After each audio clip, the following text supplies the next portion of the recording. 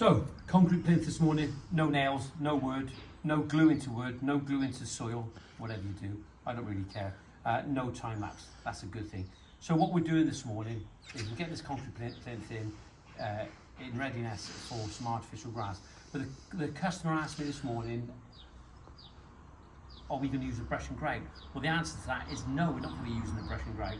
Unfortunately, the issue is with this project here, that they had a quote, the guy started the job, and then for some reason he laid a few slabs and then disappeared with money as well, which is not good at all.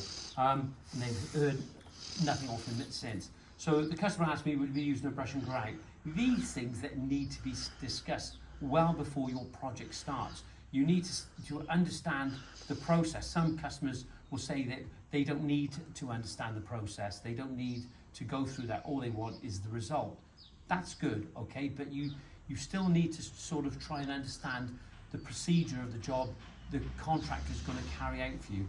And when we get to this point of grouting, okay, we were asked this morning, are we going to use a brush and grout? Well, the answer is no, we're not going to use a brush and grout, because brush and grouts have a porosity, high porosity, allows the water to go through, and what you'll find is that in certain times of the year, whenever it rains, the water's going to sit in those joints. And then what happens, you get the freeze-thaw effect, and eventually it just decays. It's almost like rust in steel, and it's almost like a cancer. It's just going to eat away over a period of time. Have I used brush and grouts before? Yes, I have. But I've packed them in completely, and I felt that it came out really good. It was almost like the sample blocks that you have in the merchants. But unfortunately, the manufacturers always tell you to use, well, they did in the past, to use copious amounts of water.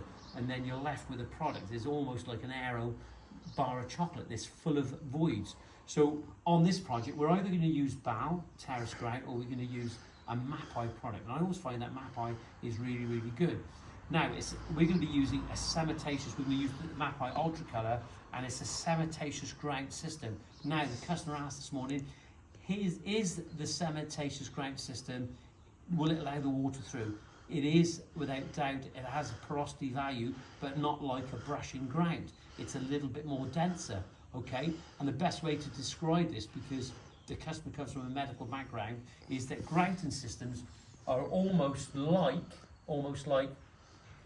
a cartilage between bones. It's the soft tissue that actually allows for a little bit of movement if you have any groundswell in the garden or ground heave, and you do. So when you have a product that has molecules means many parts, it's going to make sure that you've got that flexibility in your grout. So there we are. So there's a little bit about that. I'm not even going to show us doing this, but I am going to get back on with some videos and explain a few things. But if you have any questions, or in the meantime, you can book an appointment with me, info@greentoplandscapes.co.uk. If you've got lots of questions, we will charge for it. It's as simple as that.